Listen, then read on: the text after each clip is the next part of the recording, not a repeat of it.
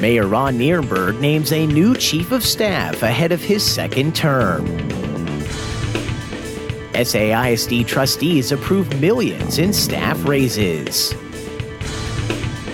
And county leaders look to end their tax deal with Hulu.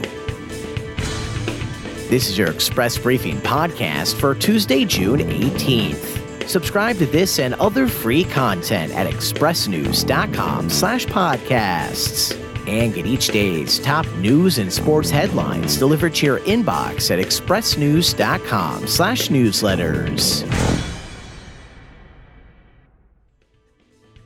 Just 1 week after a nail-biting re-election victory, Mayor Ron Nirenberg is parting ways with his chief of staff and adjusting his team as he approaches a second term. Trey Jacobson will leave at the end of the week to pursue other opportunities, and Jim Greenwood, a retired Valero executive, has been tapped to take over that role. The shuffle comes after a narrow victory over Councilman Greg Brockhouse that Nirenberg dubbed a wake-up call.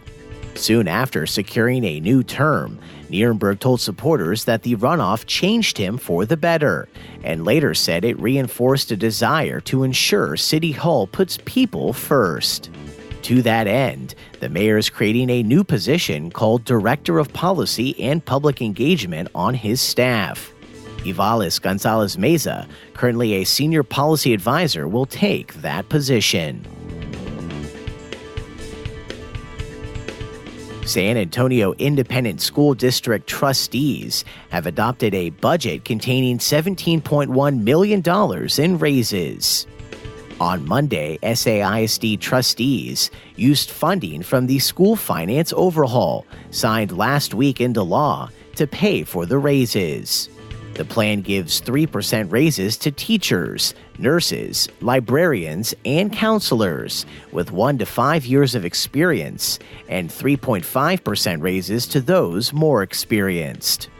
All other full-time, permanent employees, including instructional coaches and psychologists, will see similar raises, and the district's hourly minimum wage will increase to $15, a move that has been a long-time goal of the board. All raises will take effect with the school year that begins in August. Superintendent Pedro Martinez says the well-deserved pay increases for all permanent full-time employees are a result of recent legislation that is providing the district with increased funding. House Bill 3 increased per-student spending across the state, with the stipulation that each district spends 30% of its expected funding gain on compensation increases, and 75% of those increases go to teachers, librarians, registered nurses, and counselors. And following the decision by a streaming giant to change the way it pays its employees, today Bexar County Commissioners will consider ending a tax abatement agreement with Hulu. In a rare step for a company receiving public incentives, on June 3rd, Hulu sent a letter to county officials asking to terminate the agreement.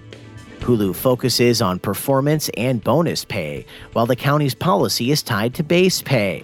And with its new change to how it compensates employees, the company is unsure if it can meet the county's base pay requirements under the current agreement. Hulu's new pay practices are unclear, and company officials did not respond to an interview request. In late 2017, California-based Hulu opened its Viewer Experience Operations Center, which handles around-the-clock telephone, email, chat, and social support on Horizon Hill Boulevard. The company plans to put around $13 million into renovating the building, and as of December, Hulu employed around 400 people at the facility. Hulu's 10-year abatement is worth around $403,000, and if the company and Bexar County decide to end the deal, the county would get back about $5,900. The city also gave Hulu a tax abatement, with a 6-year term worth roughly $278,000, and Governor Greg Abbott pledged a $1.28 million cash grant from the Texas Enterprise Fund. Hulu is required to create 500 jobs under its agreements with the county and city.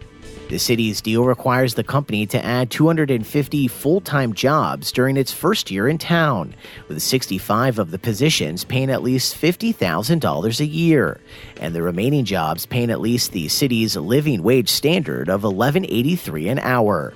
The company must then add another 150 jobs and pay at least 70% of its employees $15.68 an hour by the end of its second year, followed by the creation of another 100 jobs in its third year. And that's your daily San Antonio Express briefing for Tuesday, June 18th. Subscribe to this and other free content at expressnews.com/podcasts.